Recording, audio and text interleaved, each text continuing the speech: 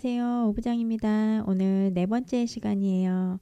오늘은 합계잔액 시산표와 나머지 재무제표에 대해서 대략 한번 싹 훑어보려고 해요. 보통 처음 이제 회사에 입사를 하거나 이제 기표를 해야 할 때는 어떤 계정을 써야 할지, 뭐 이게 차변에 둬야 되는지 대변에 둬야 하는지 이런 것들을 혼란스러워하고 또 불안해하죠. 근데 사실은 이것들은 뭐 외워서 알 부분은 아니어서 저는 처음에 이제 직원이 들어오면 제일 먼저 이 부분을 설명을 하는 것 같아요. 제가 좋아하는 합계잔액 시산표. 예, 요거 한번 보여드릴게요. 합계잔액 시사표에는 재무제표 사항들이 다 들어가 있어요. 그래서 내가 어떠한 기표를 하고 난 다음에 그게 어디에 들어가서 어떤 의미를 가지고 있는지를 알면 굳이 외우지 않아도 본인이 이거는 이렇게 처리해야 되겠구나 라고 판단을 하게 돼요. 예, 그래서 한번 설명드릴게요. 합계잔액 시산표는 이제 차변과 대변으로 확실히 나눠져 있죠. 그리고 그 회계 기간 동안 총 차변으로 왔던 금액과 총 대변으로 왔던 금액들의 합계와 그 차를 표시해줘요. 근데 그 차는 보통이 아니라 꼭 자산은 차변에 있어요. 자산이라고 하면은 그냥 회사 돈, 우리 거, 돈이든 자산이든 이 사업이 진행하는 데 있어서 필요한 원천이 되겠죠. 예, 그래서 자산, 그다음에 이 자산을 취하기 위해서 혹시 남의 돈을 썼다라고 하면 부채, 남의 돈, 예, 그다음에 자본, 이거는 처음에 회사를 설립하면 자본금을 넣고 하죠. 뭐 주주들이 모아서 들어간다고 해도 그것도 자본이죠. 자본금과 회사가 그동안 영업을 하면서 쌓아놨던 이익잉여금, 이것들이 이제 자본에 해당하는 거죠. 내 돈. 예. 그래서 요 재무 상태라는 것은 이렇게 재무 상태표로 그냥 연결이 돼요. 바로 이렇게 만들어지죠. 같이 설명을 드리면 우리 회사가 운영되는 데 있어서 가지고 있는 돈과 판매할 수 있는 뭐 재고자산 등등 그 전체를 100이라고 봤을 때에 그 중에 남의 돈으로 취했던 것은 40%였고 요건 제가 임시로 넣은 거예요. 내 돈으로 취한 것은 한 60%다. 이렇게 회사마다 이 비중이 이제 어떻게 되느냐에 따라서 이제 판단을 하게 되는 거죠. 건전함에 있어서 안정성이나 예. 그 다음에 이제 합계잔액에서 이렇게 자본까지 끝나고 나면 우리가 좀 자주 보는 손익에 대한 얘기, 우리 장사하는 거죠. 그래서 매출, 판매한 금액이 매출에 들어가요. 근데 얘는 대변이에요. 왜냐? 무엇을 팔면 보통 예금, 돈이 들어오죠. 예. 그러다 보니 당연히 대변일 수밖에 없어요. 예. 차변은 돈이 들어오고 대변은 돈이 나간다. 요 개념을 알고 있으면 좀 더 넣기가 편해요. 보통 예금을 기준으로 봤을 때. 그 다음에 매출 원가, 이거는 판매할 무언가를 만들기 위해서 드는 모든 비용들을 여기에다가 누적해 놓는 거예요. 매출 원가. 어떻게 보면 직접적인 비용인 거죠. 얘는 비용이기 때문에 차변이에요. 왜냐하면 뭘 사면 보통 예금 돈 나갈 거기 때문에. 예, 그래서 이 매출 원가에는 또 상세한 구성들이 있을 거예요. 뭐 재료를 사왔거나 그걸 만드는 사람의 인건비나 또 그것에 대한 관리 등등이 있기 때문에 이것들은 제 밑에 빼놨는데 원가에 대한 상세 명세서를 따로 볼 수 있어요. 원가 명세서가 따로 있어요. 합산해서 보면 얘는 위치가 여기에 있는데 제가 얘를 따로 내려놨어요. 손익 때문에. 그다음에 매출 원가가 이제 끝나고 나면 그 다음에는 이제 만들었어요. 팔 거를. 그럼 그거를 팔기 위한 행위, 영업 행위가 있겠죠. 그 다음에 또 이 회사 전체를 관리하는 데 있어서는 관리 비용들이 있겠죠. 그래서 우리가 많이 알고 있는 판관비, 각종 비용들이 여기에 나열이 되고 있어요. 예, 이 또한 비용이기 때문에 차변이에요. 어차피 보통 예금 뭘 사왔으니까 돈이 나갈 거니까요. 예. 그 다음에 이제 영업 외 수익이 있어요. 이거는 회사가 주요로 목적하는 매출들이 있는데 그것 외에 부수 수익이 들어올 때가 있거든요. 그래서 영업 외에 목적 사업 외의 수익, 적극적으로 하지 않았는데 들어오는 수익이라고 봐도 될 것 같아요. 보통은 뭐 금융 수익이나 뭐 그 외의 것들이 나열이 되죠. 또 영업 외의 비용, 이것도 같은 내용이에요. 뭐 금융 비용일 것 같아요. 이것도. 그래서 영업의 수익은 왜 대변에 있냐? 왜? 돈이 들어올 거니까. 네, 얘랑 같은 맥락이에요. 그다음에 영업의 비용은 돈이 나갔을 테니까. 그 다음에 이제 1년 동안 매출부터 시작해서 쫙 끝내고 나니까 수익이 났으면 세금을 내겠죠. 그에 맞춰서. 그래서 세금, 법인세 등 요렇게 세금도 비용이기 때문에 차변에 둬요. 이렇게 하고 나면 우리가 잘 아는 당기순이익이 나오게 됩니다. 이것들은 요대로 이렇게 손익계산서에 같이 넘어와요. 다시 한번 설명해 보면 매출을 100으로 봤을 때 당연히 매출을 100으로 보죠. 매출 중에 원가, 저 매출을 내기 위해서 만들어냈던 비용을 떼고 나면 매출 총 이익이 나와요. 내지는 손실이 날 수도 있어요. 그 다음에 이것들을 팔기 위해서 각종 비용들을 다 털고 나면 이제 영업하고 난 후 영업 이익이 나오죠. 그 다음에 목적 사업 외에 수익과 비용들을 다 차감하고 나면 그 다음에 우리가 진짜 이제 법인세를 내야 할 과표가 나오겠죠. 법인세 전에 있는 수익이 나옵니다. 그 다음에 이 수익에 맞춰서 이익에 맞춰서 법인세를 내요. 그 세금을 내고 난 다음에는 당기순이익이 나오게 됩니다. 간단하죠? 원가명세서는 요거에 대한 상세 내역인 거예요. 네, 우리가 뭐 10개를 팔았으면 이 10개를 만들기 위해서 들었던 비용들이 다 일로 들어가는 거죠. 네, 요 정도면 설명이 한번 끝났어요. 저 이것들에 대해서 실물을 한번 보여드리려고 해요. 한번 이어서 보실게요. 예, 이제 실물을 한번 볼게요. 이건 더 좋은 아이큐브 화면이에요. 예, 일단은 합계전액 시산표 뭐 옛날 거 한번 보여드려 보겠는데 예를 들어 어떤 회사 거예요. 합잔하면은 차변과 대변 이렇게 되어 있죠. 그 다음에 1년 동안 총 차변으로 왔던 금액과 총 대변으로 왔던 금액들을 합계하고 여기서 이것 둘 중에 차해서 잔액을 표시해 주는 거예요. 예, 이제 보면은 자산, 유동자산, 뭐 1년 이내던 뭐 금방 잘 움직이는 자산인 거죠. 예. 그래서 그 안에 뭐 당좌자산 뭐 이런 것들이 있대요. 예를 들어서 지금 현금 등가물, 현금 등 바로 이제 자금화할 수 있는 보통 예금 같은 거죠. 이 회사 같은 경우에는 이게 133억이 오갔네요. 예, 이렇게 오가고 결국에는 결산일 현재는 1억 7천이 남아있다는 거예요. 현금으로 가지고 있는 것이. 예, 이런 식으로 보면은 자산은 차변의 잔액을 가지고 있다. 그래서 내가 뭔가를 기표를 하고 왔는데 뭐 엉뚱하게 여겨와 있다. 아, 그럼 내가 기표를 잘못했구나. 이렇게 알아낼 수가 있어요. 내가 뭘 계정 과목을 잘못한 건지 뭔가를 착각했는지를 확인할 수가 있어요. 그리고 이제 물론 이쪽에 이 잔액들이 있는 거는 이제 나중에 설명드리겠지만 뭐 충당금 설정을 했다거나 이제 밑에 감가상각 누계액을 작성해놔서 있는 것뿐이에요. 그래서 일단은 당좌자산 이렇게 되어 있고 그다음에 재고자산 예, 우리가 팔려고 만들었던 내지는 팔려고 사와 놓은 그런 것들에 대한 재고인 거죠. 이 회사는 뭐 제품도 있고 여러 가지가 있는데 결국에는 기말 현재 상품만 있네요. 팔려고 사다 놓은 상품이 한 4억 원어치가 남아있다. 네.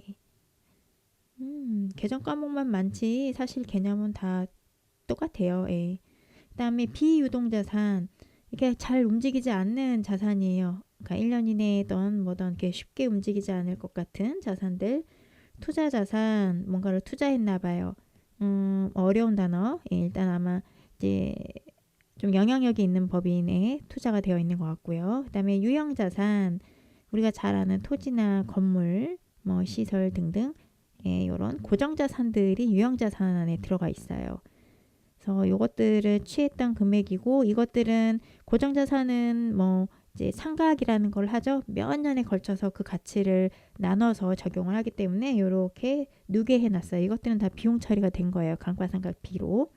그래서 나중에 대차대출법 보면 이것 빼기 요거 한 금액이 사실 장부상의 자산가로 남아 있어요. 예. 그다음에 무형자산, 눈에 안 보이는 자산들, 영어권, 상표권 같은 것들. 그다음에 기타 비유유동자산이 있나 봐요. 한번 봐볼게요. 임차보증금이 있는 것 같아요. 어딘가에 임차를 받아서 보증금을 내놓은 거예요. 그래서 이제 그 임차받은 곳에서 나올 때 보증금 다시 돌려받을 거니까 자산인 거죠. 자산이 끝났어요. 그리고 내려오니까 이제 부채가 있네요. 부채는 이렇게 딱 보니까 대변의 잔액이 남아 있어요. 그렇군. 자, 대변에 보면은 유동부채, 우리가 지금 당장 갚을 예정인 돈들, 뭔가를 사왔어. 상품을 사온 금액일 수도 있죠. 어떠한 비용들, 이런저런 목적들 때문에 가져왔던 비용들. 예수금은 그때 급여 설명할 때 한번 설명드렸었죠. 회사 것은 아니나 잠깐 가지고 있다가 줘야 될 것들. 예, 부가세는 나중에 한번 설명드릴게요. 여기는 차입금을 쓰고 있네요. 예, 22억 정도의 차입, 남의 돈을 가지고 있네요. 그리고 요건 단기로 쓸 건가 봐요. 그 다음에 비유동 부채, 단기가 아니에요. 뭔가 조금 묵직하게 있을 것 같아요. 이것들은 임대보증금. 아까 건물이 있었던 거 보니까 어디에 임대를 주고 보증금을 받아놓은 게 있나 봐요. 이건 내 돈은 아니죠. 받아놓은 거니까 줄 예정. 그래서 부채. 그다음에 이연법인세 부채 이런 건 너무 어려운 말이죠. 근데 아마 아직 실현이 안 돼서 법인세를 안 낸 부분이 있다. 예, 뭐 이렇게 해놓는 게 있어요. 어려운 건 잊어도 됩니다. 자, 그래서 부채가 끝나고 나니까 이제 우리가 아는 자본이 나왔어요. 자본금. 이 회사가 최초에는 자본금을 이렇게 가지고 있구나. 자본 잉여금 뭔가 주발초가 있었나 봐요. 이런 건 어려워요. 자본 계정은 그게 흔히 있는 게 아니어서 별로 중요하지 않고 이익잉여금. 근데 이익잉여금이 왜 여기에 들어와 있지? 결손이네요. 아마 결손이 있어서 일단 이쪽에 들어와 있네요. 나중에는 다 여기서 차가 되어 있을 거예요. 네. 그러면 이렇게 해서 재무 상태가 다 끝났어요. 그러고 나니까 이제 손익이라고 들어오게 되어 있어요. 이제 손익계산서에 들어갈 항목들이 들어와 있어요. 매출. 요렇게 매출이 나 있구나. 매출은 요렇게 대변에 와 있죠. 돈이 들어올 거니까. 그 다음에 요 매출을 내기 위해서 만들어낸 원가, 비용들은 차변에 들어와 있어요. 그 다음에 여기는 지금 제조원가가 있는데 요것들이 지금 다 일로 올라오거나 이번에 매출이 들어갔으면 그 다음에 다음 아직 매출이 안 들어간 것들은 재고자산으로 올라가 있을 거예요. 그래서 지금 양쪽은 다 털렸어요. 그러니까 없앤 거죠. 이렇게. 요건 다음에 원가 설명할 때. 그 다음에 이렇게 만들어내고 난 다음에는 제조가 끝나고 나니까 판관비, 판매관리비 계정들이 또 많아요. 뭐 계정들이 많은 거지 의미는 똑같아요. 뭐 돈 급여 주고 뭐 하고 뭐 운영했던 이런 각종 세금도 내고 아까 말했던 감가상각 했던 것들도 비용 처리하고 요렇게 판관비가 슉 내려가고 나면 영업 외에 들인 수익이 있네요. 영업의 수익. 이자 수익이 있었구나. 뭔가 투자해서. 근데 지분법이 아까 그 투자 자산에서 들어온 이익인 것 같아요. 그 다음에 영업의 비용. 아까 단기 차입금이 있었는데 그거에 대한 이자가 꽤 높아. 이렇게 볼 수 있어요. 그래서 비용이니까 차변, 수익이니까 대변. 그래서 이렇게 하고 나면은 이제 다 끝났나 봐요. 잡손실까지 해서 끝나고 나니 합계잔액 시산표 현재 잔액 요렇게 똑같이 딱딱 떨어지죠. 복식부기이기 때문에 결국에는 딱 떨어집니다. 그러면 이제 합잔이 봤으니 요 같은 회사에서 난 재무상태표도 한번 봐볼게요. 재무상태표 우리가 아는 비교식이죠. 전기와 이게 비교식으로 작성을 하게 되어 있어요. 자, 아까 봤던 거랑은 차대변에 대한 구분은 없어요. 순서대로 나열이 되어 있어요. 유동자산, 당좌자산에 이런 항목들이 이렇게 되어 있구나. 재고자산 이렇게 되어 있구나. 그래서 요 두 개 합쳐서 이 금액. 비유동자산이 이렇게 지분법도 있고 이렇게 되어 있구나. 네, 아까 봤던 내용들이 다 이대로 아까 누계액이 이렇게 들어가요. 지금 취득가와 누계 요 둘을 차한 금액이 우리가 현재 장부가라고 볼 수 있는 거죠. 그것들이 다 요 합계에 반영이 되어 있어요. 그래서 자산 총계는 여기는 173억의 자산을 가지고 이 사업을 하고 있는 곳이래요. 그렇구나. 그 중에 이제 부채, 남의 돈으로는 얼마나 가지고 있나 이게 보면 부채는 이렇게 되어 있고, 네. 그래서 이렇게 부채 총계는 42억을 가지고 있네요. 그 다음에 자본금 주발초가 상당히 컸어요. 이렇게 하고 나니 자본금의 총계, 그래서 여기 이렇게 되어 있죠. 부채와 자본의 총계 173. 아까 자산 총계와 동일하죠. 예, 자산 총계 중에 이렇게 구분이 되어지는 거예요. 재무제표는 이렇게 생겼어요. 여기는 결손이 난 곳이다 보니까, 그래서 여기서 한번 볼까요? 단기 순손실, 단기에는 7억, 요 숫자 한번 기억해 보세요. 이제 손익계산서 보러 갈게요. 손익, 자, 같은 손익이에요. 매출, 요렇게 매출, 어디 해서 요렇게 매출 내고 있고, 그거에 대한 원가는 이렇게 가지고 있다. 상품에 대해서는 전기에 가져와 있던 재고에다가 단기에 새로 매입을 해서 이제 타계정이라는 건 다른 용도로 쓴 거 빼고 기말 현재 재고는 이렇게 가지고 있다. 이게 아마 대차상의 재고자산이에요. 그래서 요번에 요 매출을 내기 위해서 썼던 원가는 1억 8천밖에 아니었어. 이렇게. 그다음에 제품에 대한 원가는 이렇게 이런 거 없이 그냥 바로 만들어서 바로 파는 곳인가 봐요. 원가 하고 나면 매출 총이익 직접 비용을 다 빼고 나니까 총이익이 13억이었어요. 그런데 이제 판매 관리비가 19억. 벌써 여기서부터 이제 결손각이 나오네요. 예, 뭔가 관리비가 많이 들었어요. 모르죠. 또 어찌 보면 원가 효율이 안 좋았을 수도 있고요. 이렇게 판관비가 이런 구성들을 가지고 있어요. 그래서 이런저런 비용들 다 끝내고 이제 영업 외에 여기는 결국엔 손실 6억이 났네요.